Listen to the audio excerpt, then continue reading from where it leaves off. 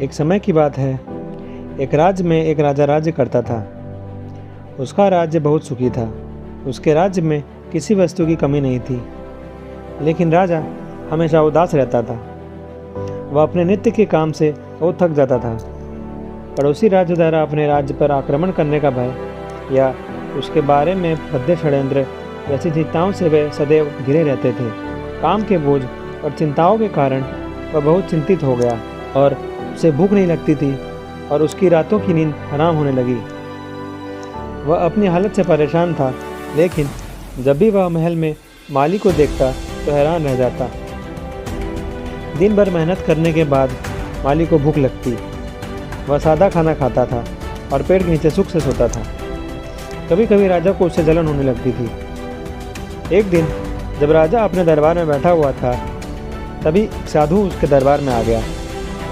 राजा ने अपनी समस्या साधु को बताई और उसके समाधान के लिए सुझाव मांगे। राजा की समस्या सुनकर साधु ने कहा, राजा, आपकी चिंता का कारण आपका काम है। प्रभु, आप अपने पुत्र को इस राज्य का राजा बनाकर संन्यास क्यों नहीं ले लेते? फिर आप चिंतामुक्त हो सकते हैं। राजा ने कहा, साधु, मेरा बेटा अभी 5 साल का है। वह बोध बालक राज्य कैसे संभालेगा? साधु ने कहा, अच्छा, अगर ऐसा है तो एक काम करो, आप अपनी चिंताओं का भार मुझे सौंपकर मुझे इस राज्य का राजा बना दो। राजा तैयार हो गया और साधु को अपना राज्य सौंप दिया। इसके बाद साधु ने पूछा, अब क्या करोगे? राजा ने कहा, मुझे लगता है कि अब मुझे कुछ व्यापार करना चाहिए। साधु ने कहा, लेकिन उसके लिए पैसे का इंतजाम कैसे करोगे? अब राज्य भी मेरा है और उसका धन भी। राजा ने कहा, तो फिर मुझे नौकरी करनी पड़ेगी। साधु ने कहा, यह तो ठीक है, लेकिन अगर तुम्हें नौकरी ही करनी है तो तुम मेरे लिए नौकरी क्यों नहीं कर लेते?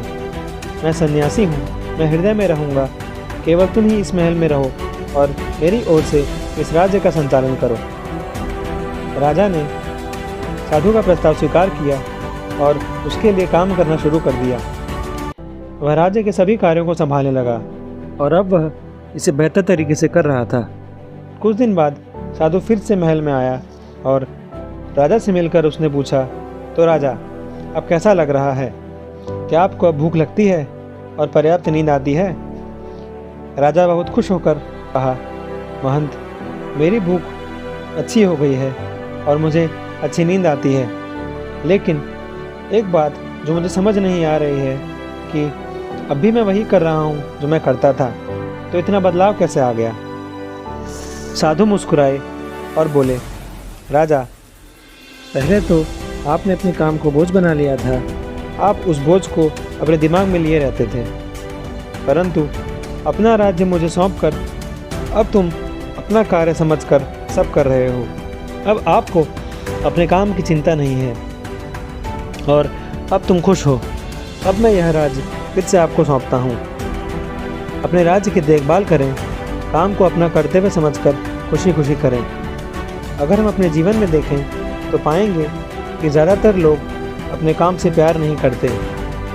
यदि आप अपने दैनिक कार्य को पसंद नहीं करते हैं तो यह आपके नाखुशी का कारण बन जाएगा और आप पाएंगे कि आपके काम का बोझ आपको ले डूबेगा।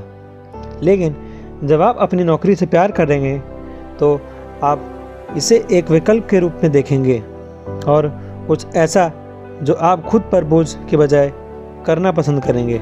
अपने जीवन में हम अपना अधिकांश समय काम करने में व्यतीत करते हैं। इसीलिए चाहे आप व्यवसाय चला रहे हैं या नौकरी कर रहे हैं, अपने काम का आनंद लेना चाहिए।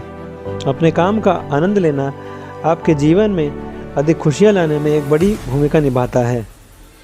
इसीलिए एक बार कन्फ्यूशियस ने कहा था कि अपनी पसंद का काम चुनो और तुम्हें अपने जीवन में एक दिन भी काम नहीं करना पड़ेगा।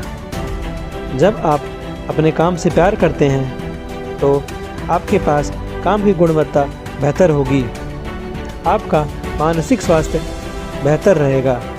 इससे आपकी उत्पादकता बढ़ेगी और आपका दैनिक जीवन खुशहाल होगा। धन्यवाद और धन्य रहें।